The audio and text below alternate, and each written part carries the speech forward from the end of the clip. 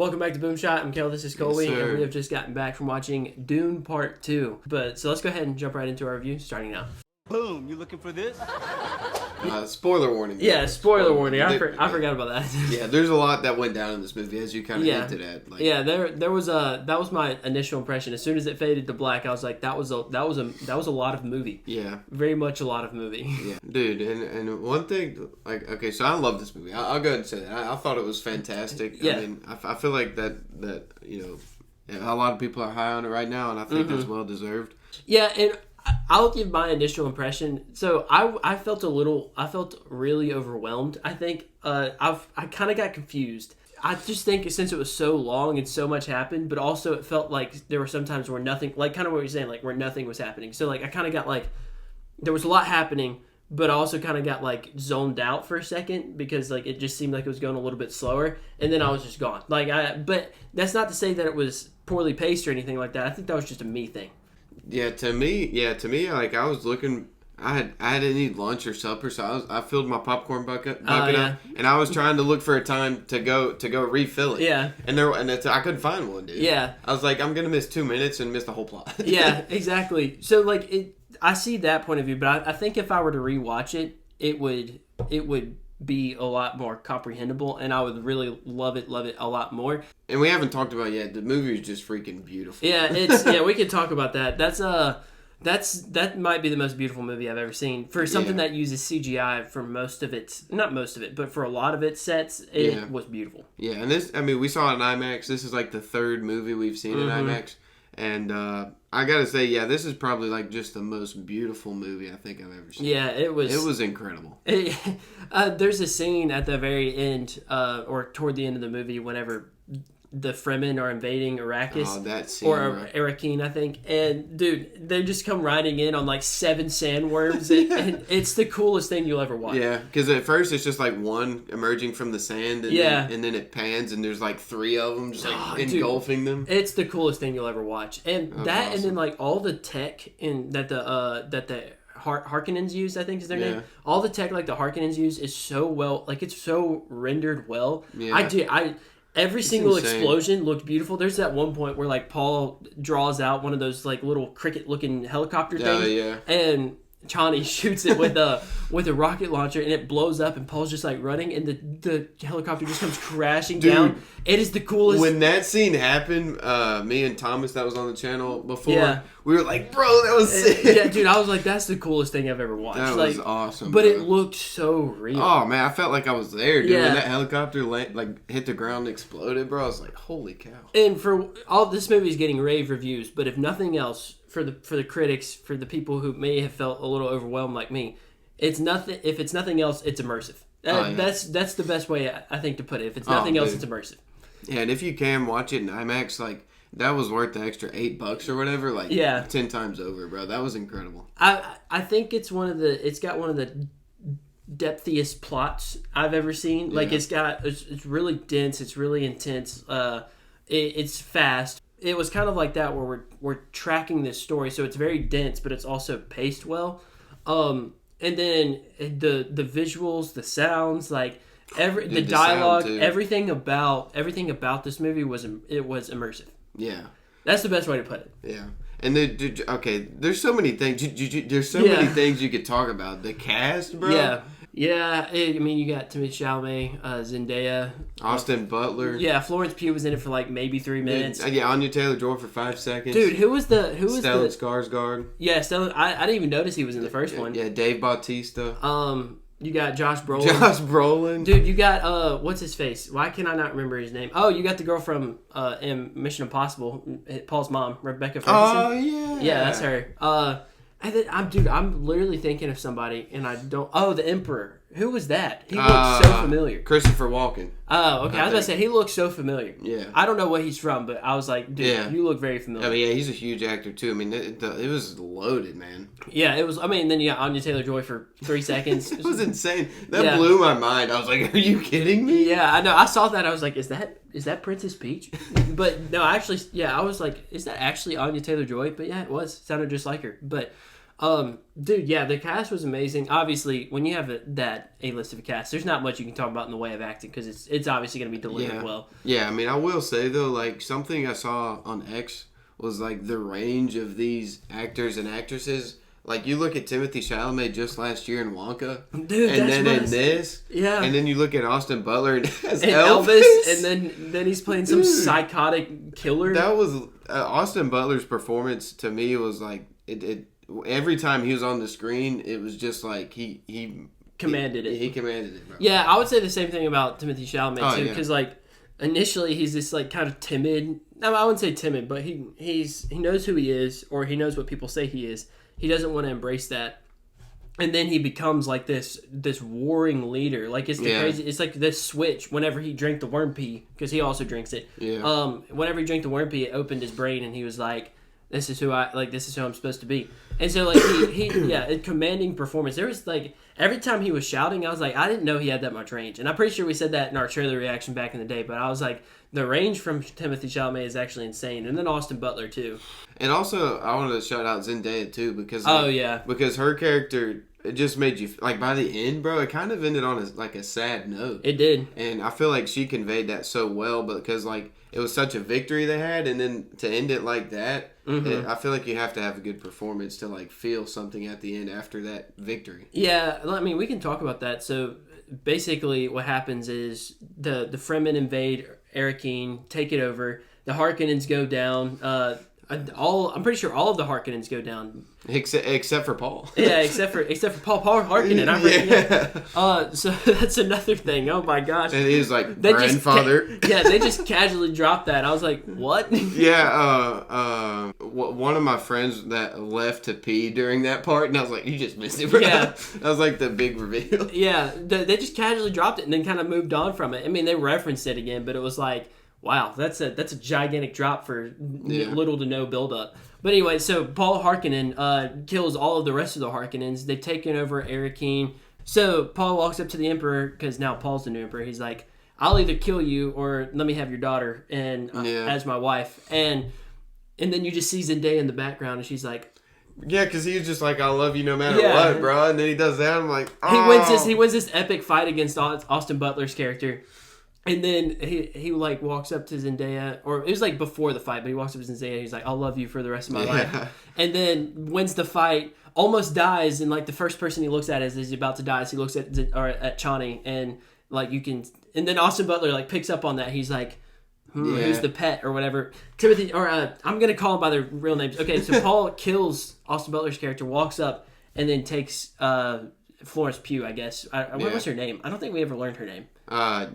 The Emperor's daughter, and who was Florence Pugh, takes her in as a wife, and then Chani just like runs out.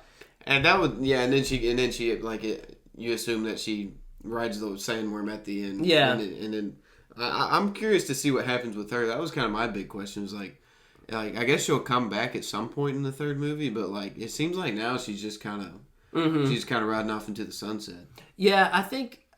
That was definitely an emotional part because I was literally like so happy after the fight, and then I literally facepalmed, bro. I was like, Paul, fumbled, man. Yeah, Paul, what are you doing, dude? I definitely felt bad for Chani, dude, because everybody else is like celebrating and she runs, but they're all kneeling too because they're kneeling, and then she just runs out. Yeah.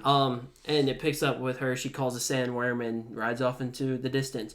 But I think. As far as I know, in the second, apparently there's 3 Dune books. I didn't realize that, but apparently she comes back. So that's what I hear.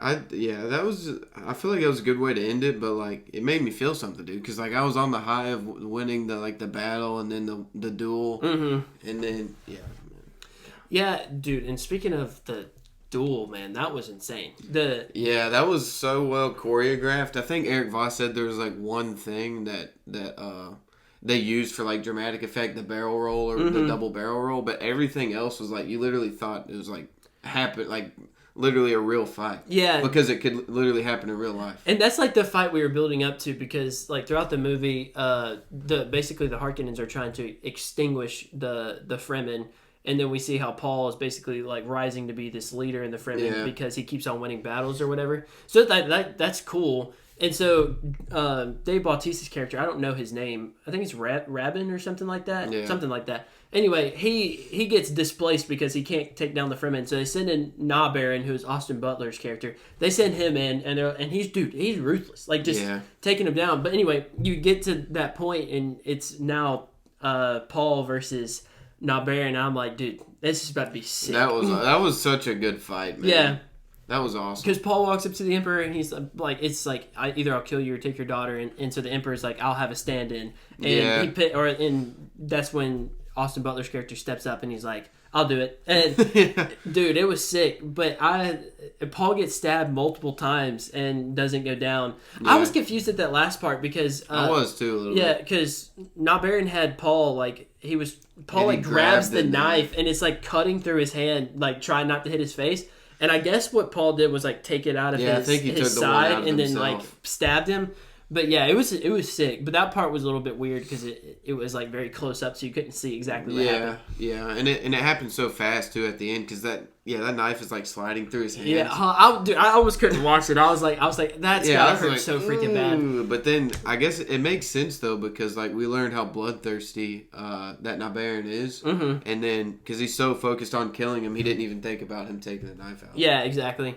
And so that was definitely one of the better parts. I mean, that part was just sick. And I feel like I told the people I rode with on the way back, I was like, whoever choreographed that fight needs to choreograph Star Wars from here on out. That was one of the best like duels I've seen. Hand-to-hand fights I've ever seen. Practical hand-to-hand fights because there's no CGI like junk in there. There was just straight up like hand fights. Yeah. It was sick. That was awesome. And something else I'm thinking of is just like how well they showed the Farron like maneuvered in the sand and how that gave him a hand up. Mm-hmm. I think that was displayed well in the movie because most of it takes place, I feel like, in the desert or the dunes. Yeah, well, that's what they're doing is like the Harkonnens are trying to push them further south. Yeah, and the Fremen are pushing further north back toward Arakeen, and so it's like these little like guerrilla tactics. Like they're hiding under sand. They drop like this giant like spider walker carrier thing. The Harkonnens dude and the Fremen are just sitting under the sand breathing out of these little tubes. It was like sick, and then they just get up and ambush, and they've got like all these rocket launchers. They've got like these magnetic plates that are like attached to the vehicles and blow them up. They cook them, bro. Yeah, especially. No, go ahead. Sorry, I'm just thinking. Especially like when Drax like gets told he's gonna die. Gets told he's gonna die, and then he like leads the ambush himself. Yeah. And then it's like all in the storm. Mm-hmm. And the only way you see Paul is like when a bomb explodes. You see like part of his face in the light, bro. Yeah. Sick. Dude, and they also have these laser weapons that just cut through anything. Dude, I was like, how is the Fremen not how did they lose Arrakis in the first place, dude? It doesn't really make any sense because they're so broken. Yeah, I don't know. I just assume that maybe they steal those from like I'm wondering how they get all their tech. I guess they either steal them and make some of them and like in the deep south. I don't know. And not to mention you have sandworms. Like, do you really need anything else? Yeah. That's also one. And atomic bombs. Yeah, dude, they got freaking nukes too, dude. They had everything. That was one of the coolest things. They like walk up to the House Atreides, the nuclear stockpile, and Josh Brolin's character. I think what's it? It starts with a G. Yeah, it starts with a G. Gurney. I think it's Gurney. Yeah, he walks up. He's like, "There's 92 nukes in here, or whatever." And then at one point, they launch 3 of them at the same time, and you just see this like gigantic explosion. And I was like, "This is everything I wanted to see in my." But it looked real enough to I was like, "This feels like I'm there." Yeah, that whole ambush on the Emperor's base, man. That was one of my favorite scenes in a while. That was just awesome. Like with the nukes, the sandworms, and then Zendaya's crew popping out of the ground. Yeah, it was sick. There's so many like true to book tactics, I think, in the movie. So that definitely felt like that's part of the immersion though, is because like you feel like you're in the shoes of somebody who's doing the guerrilla warfare. Like, so I just think that was like executed really well. I feel like everything was executed really well in this movie. Yeah, man, it was incredible. Yeah, I loved it, man. If you could give it, you said 9 out of 10, so I guess I'm the one who has to rank it now. Yeah, I would say 9 out of 10, or like I could go 10 out of 10. Man, I love this movie, and God, I want to see it again. It's just hard to imagine, like, and I know I'm on the lower tier of this because I didn't quite understand it. But even, like, thinking back on it, I'm like, that was an experience. But Yeah. The people I was with, like, I rode back with, because they were like, what could be better about the movie? Like, in terms of, like, characters, like, there wasn't a character that felt useless. There wasn't a character who was thrown in there for no reason. Every plot line made sense. It all connected really well. The visuals were beautiful. The score was beautiful because you got Hansi Boy. Yeah, the score was great too. Exactly, because you got Hans. I mean, everything was great about this movie. So what could be better? I think for me, the main drawback is that I got confused, or it felt like overwhelming. It just like I said at the beginning, it was a lot of movie. Yeah, very much a lot of movie, and so was Oppenheimer. But I think the more that I sat on it, the more that I began to like it. And so if I would benefit from a second rewatch, but just off the top of my head, like I'd probably give it 8 out of 10. Like, yeah, because it's definitely better than any other movie I've seen this year. So and the only one that I've seen this year is Madam Web. So it's webbing time. But I guess I go 8 out of 10. So, yeah. But that'll probably change by the end of the year whenever we do our end of the year reviews. Yeah, I'm excited to watch it again, man. I feel like just like some moments in this are just like just kind of revolution, like something I've never seen before. Yeah, that's actual facts. It's like just everything about it, man. Everything about it just felt masterful. I think everything about it that I didn't like was because of me. So, and nothing to do with anything in the movie. I just was my little brain couldn't take something so grand. I didn't understand all of it either. I need That's some why I'm spice, excited man. to watch it again. I need some spice to open up my eyes. Yeah. Or maybe some worm pee, I guess. One of the two. The water of life is what they call it. But anyway, let us know what you guys think. If you've seen the movie, how do you feel about it? I'm sure you feel pretty good about it because right now it's cooking all the reviews. So if you've seen it, let us know what you think. And if you haven't seen it, if you made it this far, you need to go watch it. And thank you guys for watching. See you in the next one.